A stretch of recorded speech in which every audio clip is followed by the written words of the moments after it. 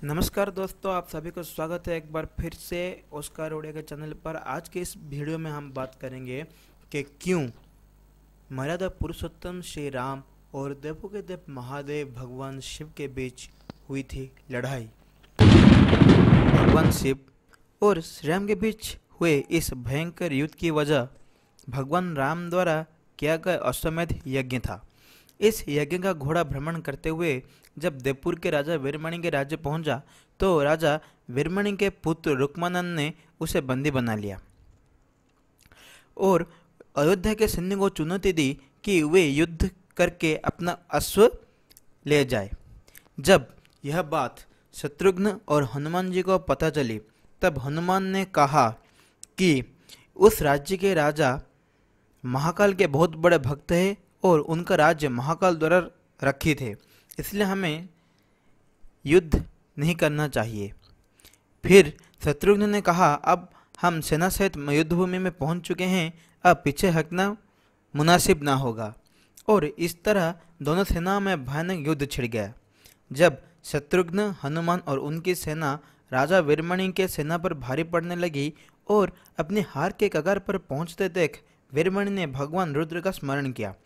महादेव ने अपने भक्त को मुसीबत में जानकर वीरभद्र के नेतृत्व में नंदी, भृंगी सहित सारे गणों को युद्ध क्षेत्र में भेज दिया। महाकाल के सारे अनुचर हर हर महादेव करते हुए अयोध्या की सेना पर टूट पड़े। शत्रुघ्न, हनुमान और सारे लोगों को लगा कि जैसे प्रलय आ गया हो। महादेव की भयानक सेना देख अयोध्या के सारे सैनिक भय से कांप उठे।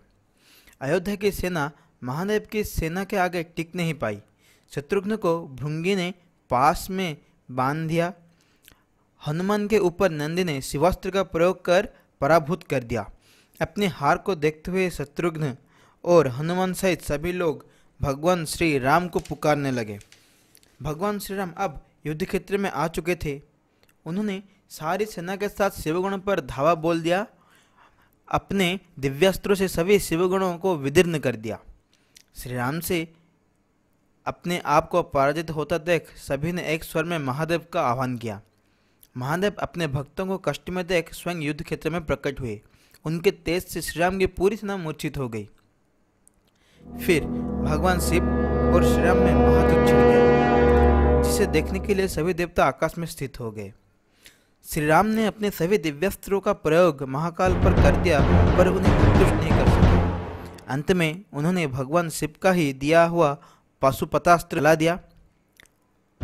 वे अस्त्र सीधा महादेव के हृदय स्थल में समा गया और युद्ध में महादेव संतुष्ट हो गए।